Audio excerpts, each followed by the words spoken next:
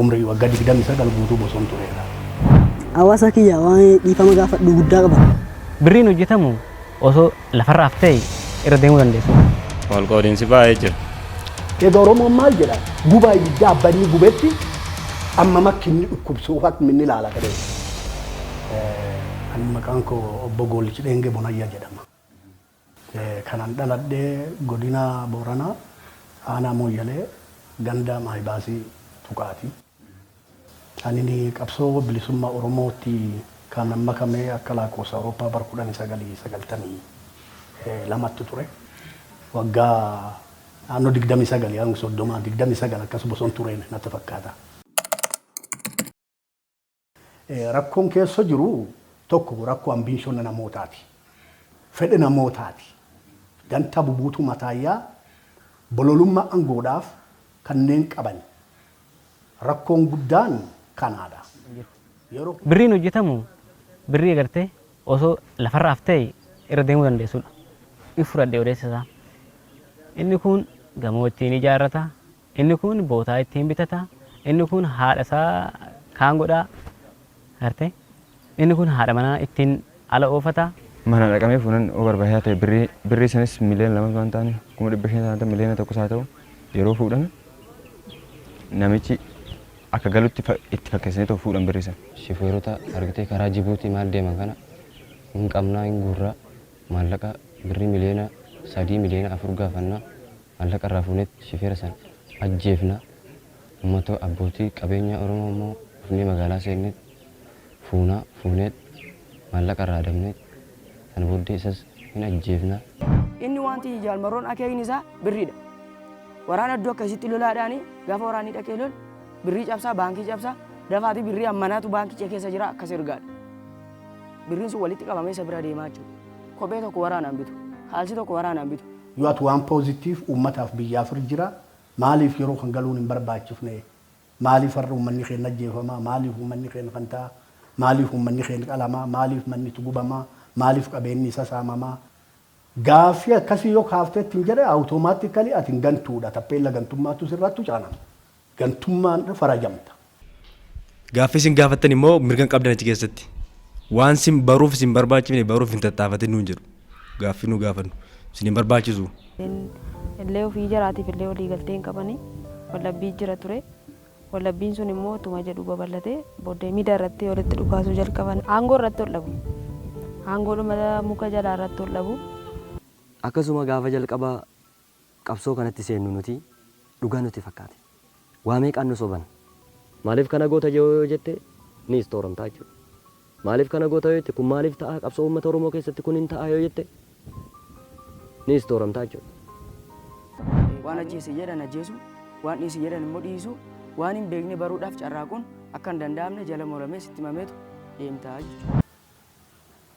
Erga yaadi bira qabaatteettiin luucoftee garuu isaan deemaniitti hin deemne ta'e falli oltanatiifiin isaan keessatti ammam dhiibbaa uumte ammam bush godhuu dandeetti ka jedhu gappiin jirxinnaadha. Hamma kanaan hidhamnee raawwanne achi immoo kan seenne sammuu keenyaan seenneen ofii keenya garuu achitti sammuu nama tokkootiin hojjetamu hundumtu waan manatti abdatu tokko hin qabdu. Achuma harka isaanii erga si galfatanii achi keessatti akka fedha isaaniitti hojii fedhansi hojjechiisu jechuudha. Tokkoffaa lubbuuttu si eeggataadha. Maaliif dirqama akkana bobba'isiin jedhanii dirqama akkan si qajeelchanii namummaan dirqama si qajeelchi deebi'aatti duraatti karaa biraatiin isisee si rukutaan. Mootummaatti rukutee jedhama. Si galee? Yoo ati yaada adda kaafte yaada falammii qaba maaf har'a uummanni yoo ati jette karaa biraatti ajjeesuu danda'a. Isaanumtuu si ajjeesanii ebaluun dirqama akkanaati baay'eetti mootummaan ajjeese jechuu danda'u. Fakkeenyaaf anam ganda Sololoo keessatti kaab Keeniyaatti narratti dhukaasanii ture. Namooti narraa dhukaasan hunduu namoota hin beeku. Killing iskoodii jira jechuudha. Duraanis wanta kana keessatti eegichi jira jechuudha.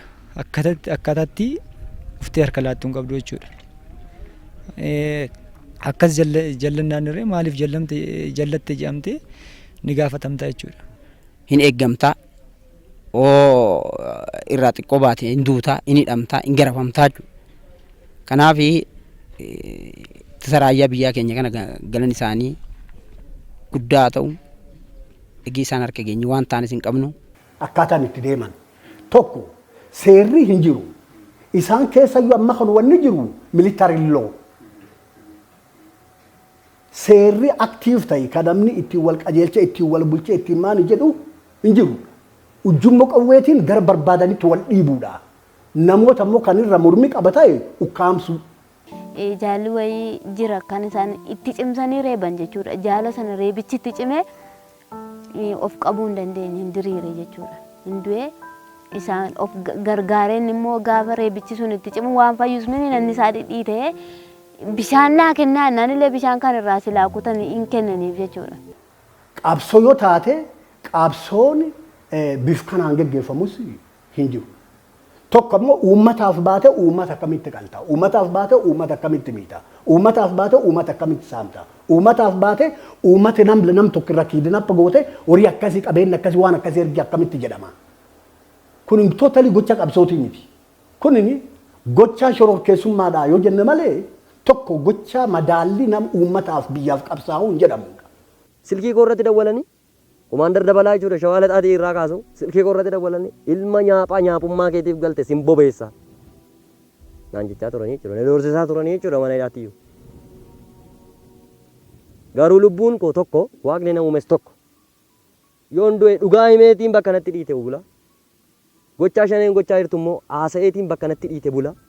ABO shanee waraabessa. Waraabessa nama nyaatu. Waraabessa Oromoo nyaatu. Akkuma seera biyya lafaalleetti jaarraan kun jaarraa namni ujjummoo qawweetiidhaan wagaafatu miti. Yeroo ati mootummaa uummataan filatam tokko ujjummoo qawweetiin fonkolchaa ujjummoo qawweetiin buqqisaa jettuu miti. Inni kun har'aa miti. Duroo tonu keessa jirruyyuu seeraa jiru turre dhuga dubbachuudhaaf. Yeroo mootummaa dimokiraatikal elected tokko namni ujjummoo qawweetiin buqqisuu miti.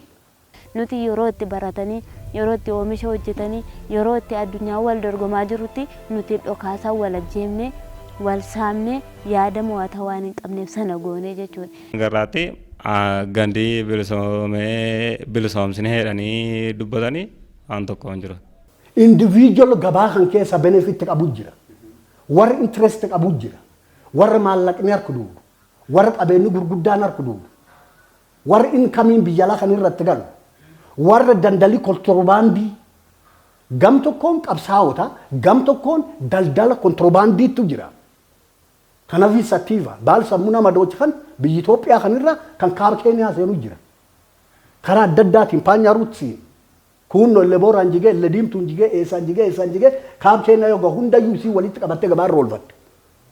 Sigalee inni kun maan isaan godhe abbootii qabeenya isaan taasise warra sadarkaa hooggansaa irra jira namoota murtaa'oo tokko tokko maal isaan godhe akka isaan maallaqa ammachaan isaan taasise. Sigalee inni tokko kanadha. Sigalee inni kaan maqaa qabsoo Oromootiin qabsoo dandamachiifnaa jechuudhaan uummata biyya alaa jirdaa suura jira kana burjaajessuudhaan galii irraa walii sassaabachuudhaan waan kana akka barbaadanitti ijoolleedhaan mata hidhuu. Tokko namoonni kun namooti professional ta'an namooti waa baratan namooti barnoota qaayyuu qaban namoota murtaa'oodha. Namoonni kun hirguddaan ijoollee qotee bulaati. Ijoollee tikfattee kakaan qonni kalee qotatu kakaan kalee horii baadiyyaa maatii isaaniitti gaal tiksu kakaan loon tiksu kakaan dur qonni irraa bobba'u. Namooti kun hagami psychologically matured namooti isaan of jalatti hiriirsan kunuyyuu psychologically warra matured hin ta'in. Kan biraayidiidhaan kennaa xixiqqoodhaan bilbili smartphone waan isaan takka hin qabatin itti bituudhaan. Maallaqaan waan adda addaa kennuufiin sigalee meeshaa kana haaraa namni baadiyyaa ijoolleen xixiqqoon kun tiinejeriin kun meeshaa kan yoo hidhatanii ittiin jedhan they feel themselves hero itti dhaga'ama agarte akka waan wanni kun alfaa omeegga ta'e fafu waan kan dur jirka duuba jirkan beenno egaa Oromoon maal jedha gubaa ibiddaa abbanni gubetti amma makkinni dhukkubsuuf akka minni ilaalate beeka.